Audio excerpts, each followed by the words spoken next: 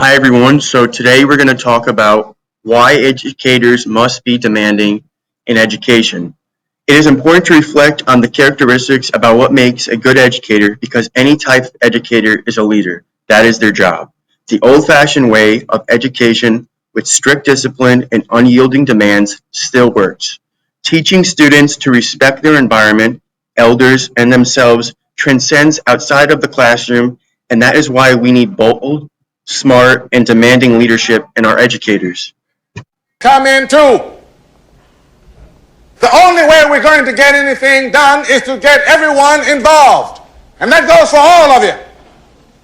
It's time to get involved. Everyone in this section, put both your hands above your heads. Raise your hands. Put them out. An example of strong leadership in education is the real-life principal Joe Clark, embodied by Morgan Freeman in the movie Lean on Me. It was about the get tough, tough love persona of a principal. He was on the cover of Type magazine in 1988. Clark was devoted to students and as a good educator should demanded more from his students because he believed that they could achieve more than what was expected from them.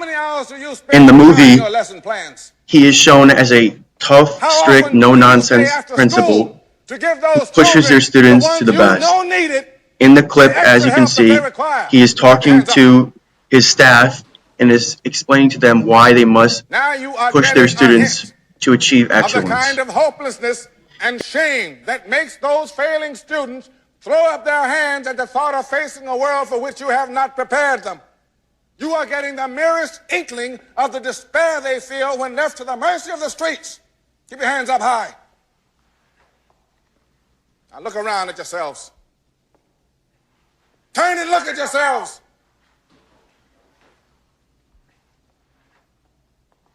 Because you are failing to educate them. This is the posture that many of our students will wind up in. Only they'll be staring down the barrel of a gun.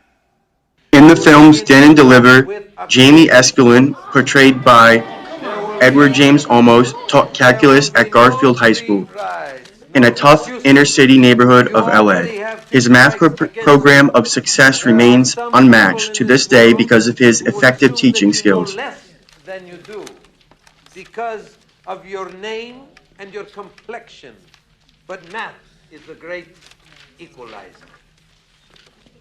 When you go for a job, the person giving you that job will not want to hear your problems, and neither do I. You're going to work harder than you ever worked before. And the only thing I ask from you is ganas, desire, a haircut. If you don't have the ganas, I will give it to you because I'm an expert. Today is Monday, tomorrow's Wednesday, Friday is payday, the weekly test. There will be no diagonal vision. Keep your eyes on your own paper. You have 10 minutes to finish the quiz. If you finish early, please work on the assignment on the board. No questions? Good.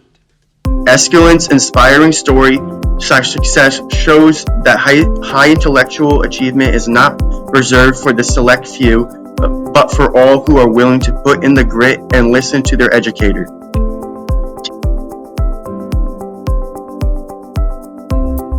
Both educators in the films work by example. They apply their ideas of being brave, energetic, and imaginative in the classroom enough to push students to want to achieve success for themselves, as both men did in the films. When running into bureaucratic forces, there was no point in wasting time to fix them.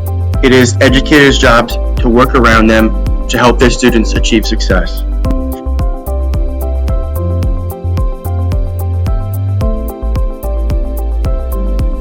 As you can see, film is one type of media that can affect and inspire a generation of students and educators alike.